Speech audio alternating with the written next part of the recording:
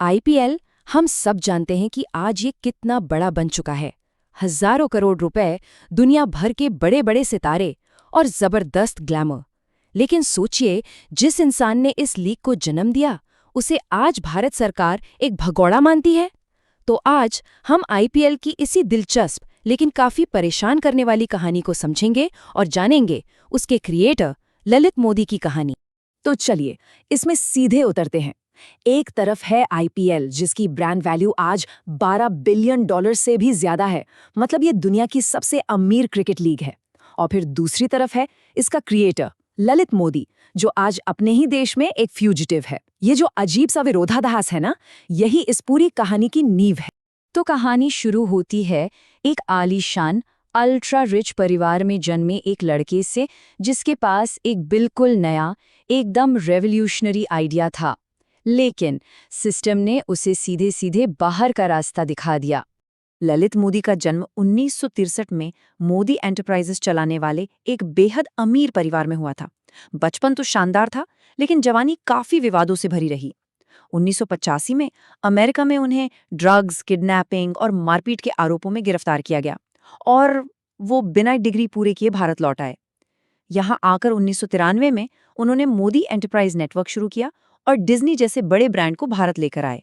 फिर आया 1995 में उन्होंने बीसीसीआई को एक सिटी बेस्ड क्रिकेट लीग का आइडिया दिया, जिसे ना सीधे सीधे बिना सोचे समझे खारिज कर दिया गया।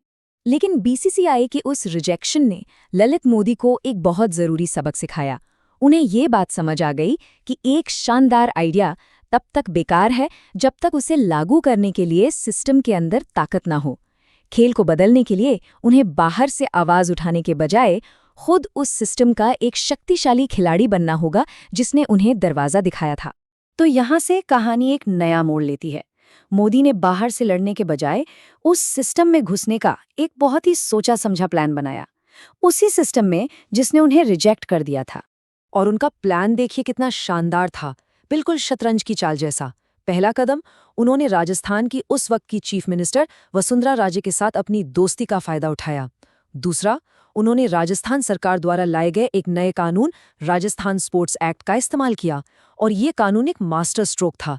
इसने उन्हें रंगता परिवार के दशकों से चले आ रहे कब्जे को तोड़ने की ताकत दी और वो राजस्थान क्रिकेट एसोसिएशन के अध्यक्ष बन गए। बीसीसीआई में घुसने का दरवाजा यही था। तीसरा, उन्होंने शरद पवार को बीसीसीआई अध्यक्ष बनने में पूरी मदद की। और आखिरी कदम, इनाम के तौर पर उन्हें बीसीसीआई का वाइस प्रेसिडेंट बना दिया गया। सोचिए, सिर्फ कुछ ही सालों में मोदी सिस्टम के बाहर से सीधे अंदर टॉप पर पहुंच गए। ये एक मास्टर क्लास थी कि कैसे पावर हासिल की जाती है। अब जब पावर उनके हाथ में थी, तो वो समय आ गया था जिसके लिए उन्होंने ये पूरी राजनीतिक बिसात बिछाई थी। मतलब इंडियन प्रीमियर लीग का जन्म। मोदी का फॉर्मूला एकदम साफ था।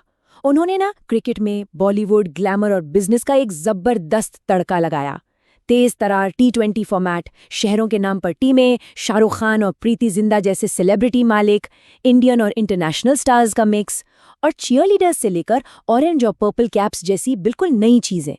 ये सिर्फ क्रिकेट नहीं था, ये स्पोर्ट्स एंटरटेनमेंट का एक पूरा पैकेज था।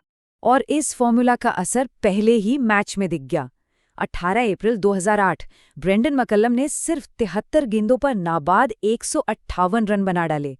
ये पारी इतनी धमाकेदार थी कि उसने एक ही रात में आईपीएल को ब्लॉकबस्टर बना दिया। ललित मोदी ने खुद कहा कि वो आईपीएल को ब्रेंडन मैकलम को समर्पित करते हैं। पहला सीजन जबरदस्त हिट था, लेकिन सफलता के साथ ही मुश्किलें भी आई।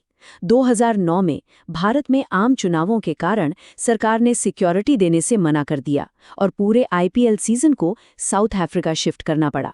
ये पहली बार था जब राजनीति और आईपीएल आमने सामने आए थे, और ये आगे आने वाली बड़ी समस्याओं का एक संकेत था। और बस यहीं से ललित मोदी का बनाया हुआ पूरा साम्राज्य बिखरना शुरू हो जाता है। उनकी ताकत ही उनकी बर्बादी का कारण बनने वाली थी। पूरा विवाद शुरू हुआ 2010 में दो नई टीमों के जुड़ने से, खासकर कोची टस्कर्स केरला को लेकर। ललित मोदी को टीम की ओनरशिप पर शक हुआ, तो जांच करने पर पता चला कि उस समय के मंत्री शशि थरूर की करीबी दोस्त सुनंदा पुष्कर को टीम में 25% की हिस्सेदारी मुफ्त में मिली थी। मोदी ने इस गुप्त सौदे पर सवाल उठाए, जिससे एक बड़ा राजनीतिक भूचाल आ गया और शशि थरूर को अपने मंत्री पद से इस्तीफा देना पड़ा। कहा जाता है कि इस विवाद के दौरान शशि थरूर ने ललित मोदी को फोन पर धमकी देते हुए कहा, तुम्हारी हिम्मत कैसे हुई सुनंदा पुष्कर के बारे में पूछने की।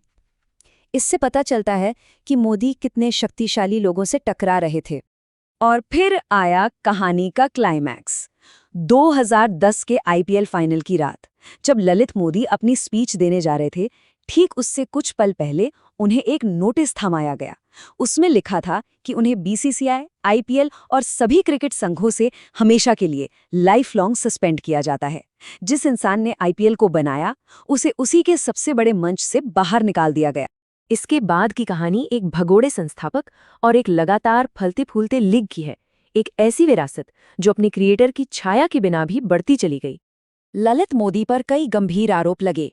पहला, मनी लॉन्ड्रिंग का, क्योंकि 2009 में साउथ अफ्रीका सीजन के लिए बिना आरबीआई की अनुमति के फंड ट्रांसफर किए गए थे। उन पर ब्रॉडकास्टिंग राइट्स और टीम की नीलामी में हेराफेरी करके निजी फायदा उठाने का भी आरोप था, और साथ ही अपने दोस्तों और परिवार को फायदा पहुंचाने का भी। इन सब आरोपों और अपनी सुरक्षा हटाए जाने के बाद मोदी ने देश छोड़ दिया। उनका कहना था कि उन्हें अंडरवर्ल्ड से धमकियां मिल रही थीं और उनकी जान को खतरा था। वो लंदन चले गए और तब से वहीं हैं। और आज देखिए, ललित मोदी के बिना भी आईपीएल लगातार बढ़ता जा रहा है। इसकी ब्रांड वैल्यू $12 बिलियन को पार कर चुकी है। ये लीग आज पहले से कहीं ज्यादा बड़ी और सफल है, जबकि इसके संस्थापक देश से बाहर हैं।